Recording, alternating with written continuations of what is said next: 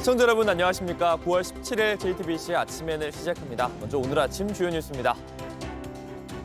통일교로부터 불법 정치 자금을 받았다는 혐의를 받고 있는 국민의힘 권성동 의원이 구속됐습니다. 법원은 증거를 인멸할 우려가 있다면서 구속영장을 발부했습니다. 잠시 후 오전 10시에는 한학자 통일교 총재가 특검에 출석해 조사를 받습니다. 최상병 수사 외압 의혹의 핵심인 이종섭 전 국방부 장관이 오늘 특검 조사를 받습니다.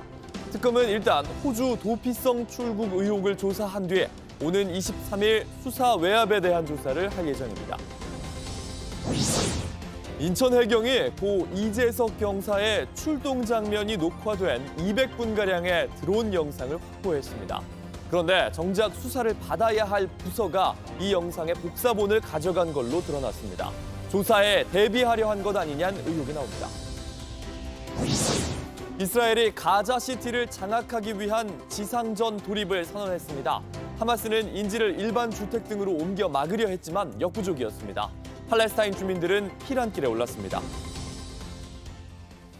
통일교로부터 불법 정치 자금을 수수한 혐의를 받는 국민의힘 권성동 의원이 구속됐습니다. 특검은 통일교 관계자의 휴대전화 속에 있던 1억 원 관봉권의 사진을 제시했는데 이 증거가 결정적이었습니다. 특검 출범 이후 현역 국회의원이 구속된 건 처음입니다. 구민주 기자입니다. 법원이 권성동 의원에 대한 구속영장을 발부했습니다. 특검 수사 이후 현역 의원이 구속된 건 처음입니다. 법원은 증거를 인멸할 염려가 있다며 구속 사유를 밝혔습니다. 권 의원은 2022년 1월 20대 대선을 앞두고 통일교로부터 정치자금 1억 원을 수수한 혐의를 받고 있습니다. 특검은 혐의를 뒷받침할 여러 물증을 확보해 지난달 28일 권 의원에 대한 구속영장을 청구했습니다. 권 의원은 불체포 특권을 포기하며 구속 직전까지 거듭 결백을 주장했습니다. 참담한 심정입니다. 문재인 검찰의 수사가 거짓이었듯이 이재명 특검의 수사도 거짓입니다. 구속영장 발부에는 특검이 제시한 1억 원 상당의 현금 사진이 결정적 역할을 한 것으로 전해집니다. 특검은 어제 영장 실질심사에서 한국은행 관봉권 사진을 제시한 것으로 알려졌습니다. 윤영호 전 통일교 세계본부장이 권 의원을 만나기 직전 윤 씨 부인이 찍은 겁니다. 권 의원은 구속 직후 SNS를 통해 이재명 정권과 민주당의 정치 탄압이 본격적으로 시작됐다며 반드시 무죄를 받아내겠다고 밝혔습니다. 권 의원의 신병이 확보된 만큼 통일교의 불법 정치자금 수사에 더욱 탄력이 붙을 것으로 보입니다. JTBC 구민주입니다. 권 의원을 구속한 특검은 잠시 후 오전 10시에는 한학자 통일교 총재를 불러 조사합니다. 한 총재는 그간 3차례에 걸친 특검의 출석 요구에 응하지 않았는데요. 특검은 통일교가 각종 불법 정치 자금을 제공하는 과정에서 한 총재의 승인이 있었는지 들여다볼 예정입니다. 하예빈 기자입니다. 한학자 통일교 총재가 오늘 오전 10시 김건희 특검에 출석합니다. 통일교는 어제 오후 이런 계획을 알리면서 성실히 조사에 응하겠다는 뜻을 밝혔습니다. 비록 건강이 완전히 회복되지 못했지만 특검 앞에 약속한 바를 지키고자 하는 마음을 헤아려 주시기 바란다고 덧붙였습니다. 앞서 한 총재는 3번의 출석 요구에 모두 응하지 않았습니다. 올해 83세로 심장 관련 시술을 받았으며 부정맥도 재발해서 회복해야 한다는 이유입니다. 특검은 원칙대로 수사한다는 입장이었습니다. 시간을 충분히 줬는데도 한 총재가 불출석 의사를 매번 일방적으로 통보했다는 겁니다. 이후 체포영장 등 강제 조치가 거론되자 출석을 결심한 걸로 보입니다. 오늘 조사에서는 한 총재가 김건희 씨에게 줄 선물용 자금을 승인했는지가 쟁점입니다. 앞서 윤영호 전 통일교 세계본부장은 권성동 의원과 건진법사 등을 통해 청탁 목적으로 김 여사에게 선물을 건넨 혐의로 구속됐습니다. 윤 씨 공소장에는 한 총재가 이념 실현을 위해 윤석열 전 대통령 부부에게 접근했다는 내용이 담겼습니다. 특검은 한 총재가 자금 승인 과정에 개입한 걸로 의심하고 있습니다. 한 총재는 지난달 예배 자리에서 불법 청탁을 지시한 적이 없다고 밝혔습니다. JTBC 하예빈입니다. 순직 해병 특검은 오늘 출범 후 처음으로 이종섭 전 국방부 장관을 소환합니다. 어제는 이 전 장관의 최측근을 5번째 불러 조사를 했는데 이 측근의 휴대전화에선 장관을 언급하면서 최상병 사건 수사에 개입한 정황도 드러났습니다. 김민광 기자입니다. 순직 해병 특검은 최상병 수사 외압 의혹의 몸통으로 지목된 이종섭 전 장관을 소환 조사합니다. 최 해병 순직 2년 2개월 만이자 지난해 3월 공수처 조사 이후 1년 6개월 만에 수사기관 출석입니다. 특검은 이 전 장관 소환을 앞두고 그의 분신처럼 활동해온 박진희 전 군사보좌관을 조사했습니다. 이번이 5번째 조사입니다. 특검 조사 길어지는데 입장 따로 있으실까요? 다른 입장은 없습니다. 네. 특검의 조사에 성실하게 임하고 있으니까요. 나중에 결과를 보시면 될 것 같습니다. JTBC가 입수한 텔레그램과 통화 녹취록에는 박 전 보좌관이 장관을 거론하며 수사에 개입한 정황이 담겨 있습니다.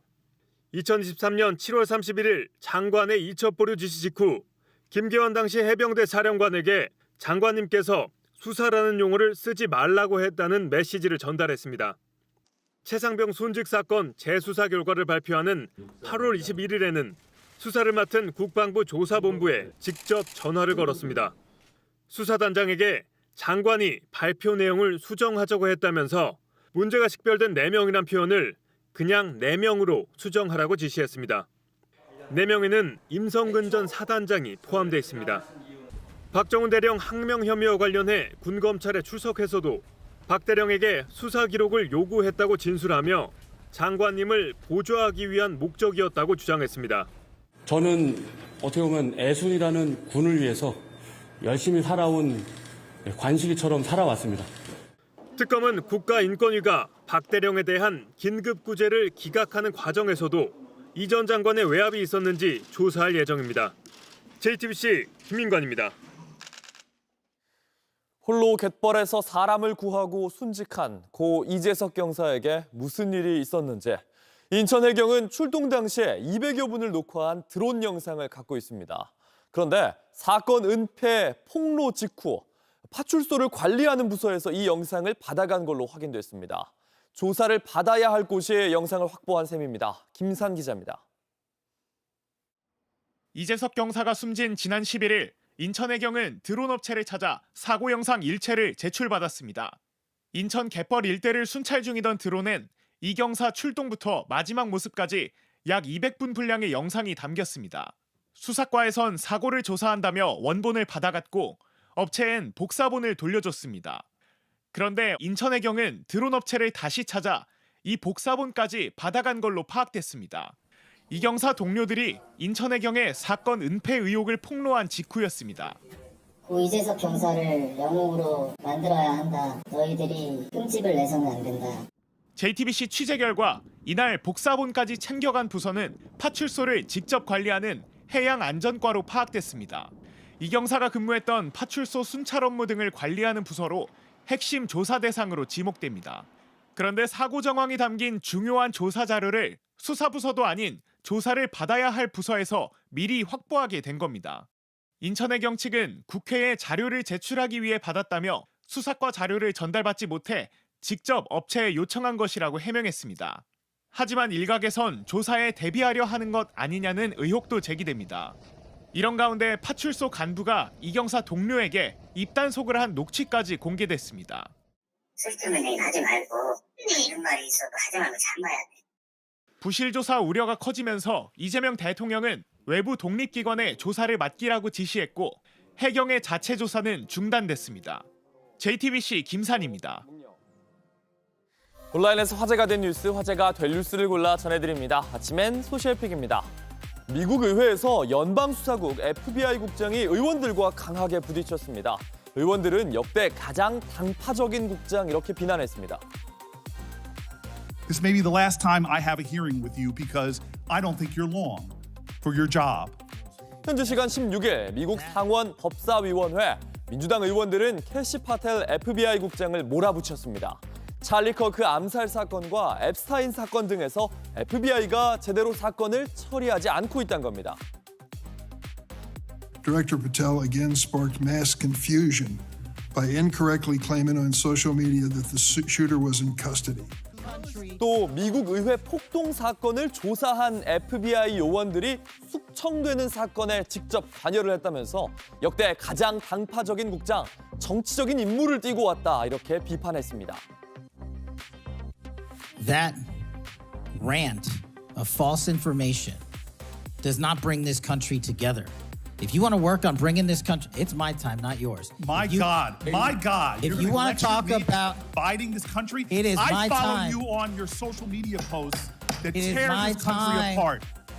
수사 당국이 정치적 무기로 활용되고 있다는 비판이 미국 내에서 이어지고 있는 가운데 이날 캐시 파텔 국장 찰리 커크 암살 사건을 광범위하게 조사하고 있으며 적절한 시기에 수사 결과를 발표하겠다고 했습니다. 청소년의 개인정보와 자유보다 안전을 우선시하겠다. 챗GPT를 만든 오픈 AI의 CEO 샘 알트먼이 청소년에게 별도의 규칙을 적용하겠다고 밝혔습니다.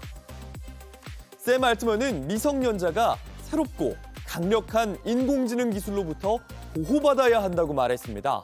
챗GPT 이용자의 나이를 예측하고 있고 청소년에게 부적절한 용어를 언급하지 않도록 만들겠다고 했습니다. 최근 챗GPT와 대화를 하던 10대 소년이 스스로 목숨을 끊은 사건과 무관하지 않습니다. 16살 아담 레이는 지난 4월에 스스로 목숨을 끊었는데 부모는 챗GPT에 책임이 있다며 소송을 제기했습니다. Let us tell you as parents, you cannot imagine what it's like to read a conversation with a chatbot that groomed your child to take his own life. What began as a homework helper gradually turned itself into a confidant and then a suicide coach. 국회에서 증언에 나선 아버지는 챗GPT가 단 몇 달 만에 아들의 생각과 행동을 급진적으로 만들었고 대신 유서를 써주겠다고까지 말했다고 했습니다. 안전을 보장할 수 없다면 즉각 챗GPT를 시장에서 철수시켜야 한다고 요구했는데요. 샘 알트먼은 청소년의 안전과 개인정보 사이에 충돌이 있다는 걸 깨닫고 있다며 18세 미만의 사용자가 자살 충동을 느끼는 경우 해당 부모나 당국에 긴급히 연락하는 시스템을 구축하겠다고 밝혔습니다. 인공지능 기술 우리 삶의 도우미로 또 놀이 대상으로도 자리를 잡았습니다. 지브리 스타일에 이어서 피규어 이미지가 유행을 했는데 저작권의 경고등이 켜졌습니다. 실제 존재하는 것만 같은 방탄소년단의 피규어, 사실은 인공지능으로 만든 그림입니다. 만화 속 캐릭터나 유명인은 물론 자신의 사진마저 피규어로 만드는 이런 방법들이 유행을 했는데요. 얼마 전 화제를 모았던 지브리 스타일과 비슷한 방식입니다. 이미지 생성 기술이 만들어진 뒤 챗GPT에 한 주 만에 1억 3천만 명이 7억 개의 이미지를 만들었다고 밝히기도 했습니다. 하지만 피규어 영상마다 존재하는 이 로고, 저작권 논쟁에 다시 한번 불을 붙였습니다. 게임과 피규어, 프라모델 사업으로 잘 알려진 일본 회사 반다이의 로고인데요. 16일 반다이는 인공지능을 이용해 만든 이미지가 당사의 상품이란 오해를 줄 수 있는 게시물 삼가달라며 경고에 나섰습니다. 인공지능 기술이 저작권을 침해하는 경우가 있다. 이 말도 함께였습니다.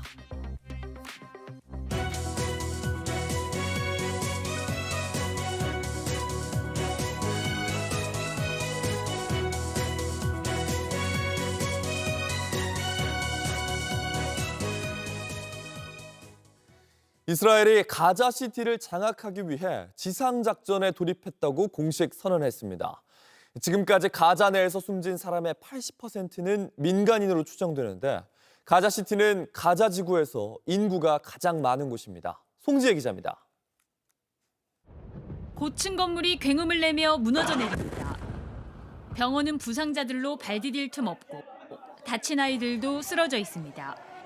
이스라엘이 현지 시간 16일 가자지구 북부 중심지 가자시티 장악을 위한 지상전에 돌입했다고 공식 선언했습니다. הלילה בהתאם להנחיית הדרג המדיני פתחנו בשלב הבא במסגרת מבצע מרכבות גדעון. מטרת המבצע היא השבת החטופים והכרעת החמאס בעיר עזה. 베냐민 네타냐후 이스라엘 총리는 이날 기자회견을 열고 팔레스타인 무장정파 하마스 지도부를 향해 당신들에게 피난처가 없을 것이라고 경고했다고 현지 언론이 전했습니다. 지상전이 시작된 시간은 전날 밤 10시쯤. 앞서 이스라엘군은 가자시티에서 대규모 공습을 단행했고 그 직후 전차들이 도시에 진입한 것으로 알려졌습니다. 하마스는 인지를 일반 주택과 텐트 등으로 옮겨 이스라엘의 지상작전을 막으려 했지만 역부족이었습니다.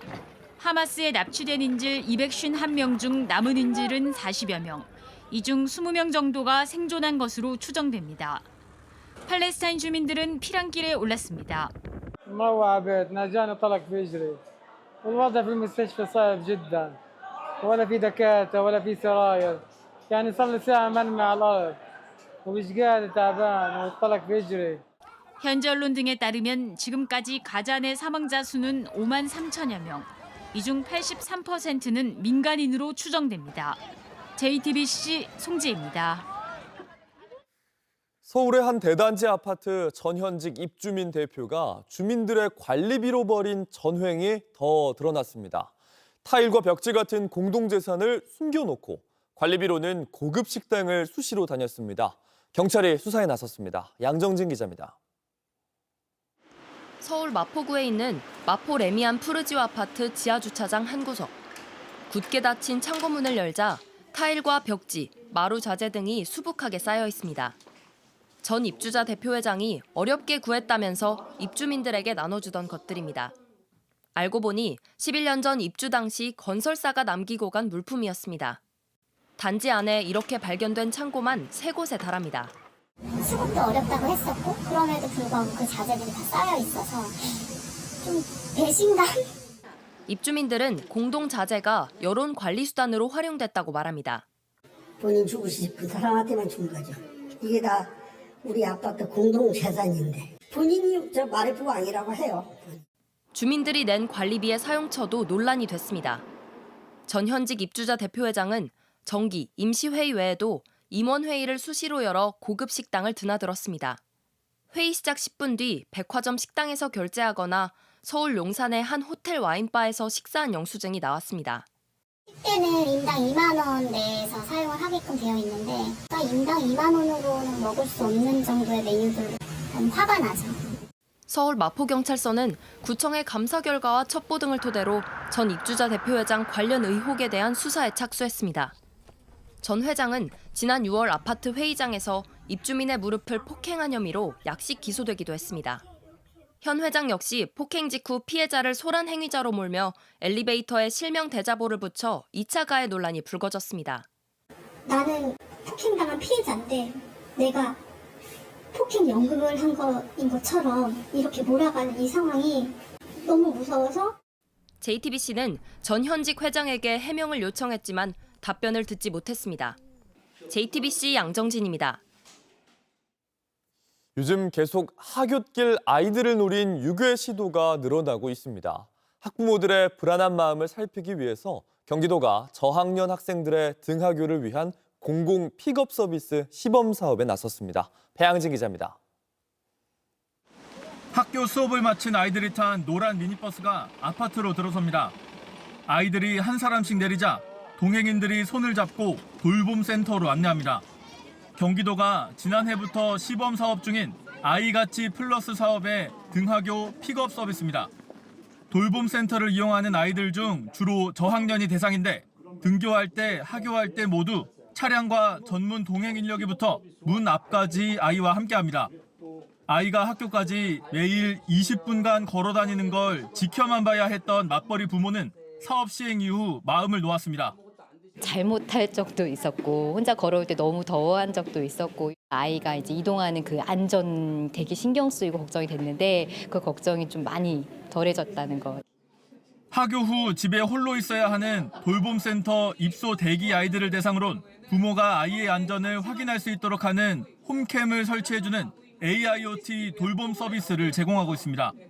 최근 서울 서대문, 경기 광명 등에서 잇따른 유괴 시도 사건은 모두 홀로 하교 중인 아동을 노렸습니다. 경기도가 맞벌이 부모 가정의 취약 시간대인 등교 전, 하교 후 시간대를 위한 틈새 돌봄 지원 사업에 나선 이유입니다.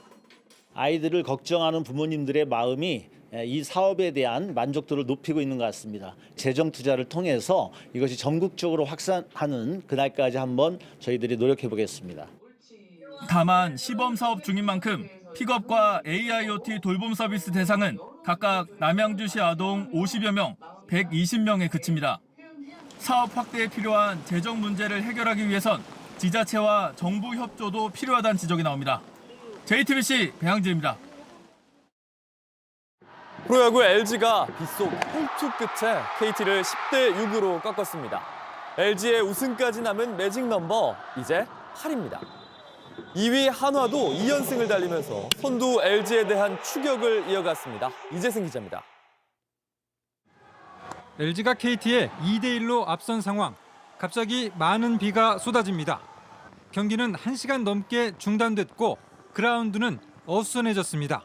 하지만 LG는 끝까지 리드를 놓치지 않았습니다. 경기가 시작되자 LG는 6회 박동원이 3점포를 날려 6대1로 격차를 벌렸고 9회엔 오지환이 3점포를 터뜨리며 승부에 쐐기를 박았습니다. KT를 10대 6으로 꺾은 LG는 매직 넘버를 8로 줄였습니다. 한화는 기아 원정 경기에서 12안타를 몰아치며 11대 1 대승을 거뒀습니다. 노시환과 안치홍이 홈런을 치며 맹활약했습니다. 오늘 경기 이길 수 있어서 너무 좋았고 그리고 개인적으로 이제 30홈런 채우게 돼서 오늘 또 2배로 기쁜 날인 것 같습니다.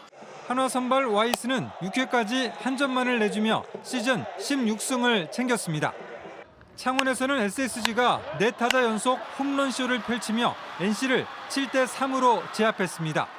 최정과 류호승 등이 합작한 4타자 연속 홈런은 KBO 역대 4번째 기록입니다. 좀 최대한 힘 빼려고 했었고 저도 홈런 의식은 안 하려고 최대한 했는데 운 좋게 또 나온 것 같습니다. 단독 3위를 확실히 다진 SSG는 가을 야구를 향한 경쟁에서 유리한 고지를 선점했습니다. 삼성은 대구에서 롯데를 7대 5로 꺾고 5위 자리를 지켰고 키움도 서울에서 두산을 4대 1로 누르고 팀 통산 1200승 고지를 밟았습니다. JTBC 이재승입니다. 날씨입니다. 오늘은 전국이 대체로 흐리고 곳곳에 비가 오겠습니다. 예상 강수량은 수도권이 10에서 많게는 100mm 이상, 전라권과 경상권, 강원도가 10에서 많게는 80mm 이상 등입니다. 낮 최고 기온은 제주가 33도, 대구 32도 등으로 남부지방은 늦더위가 이어지겠습니다. JTBC 아침 N을 마칩니다. 내일도 7시 반에 아침을 열겠습니다. 시청해주셔서 감사합니다.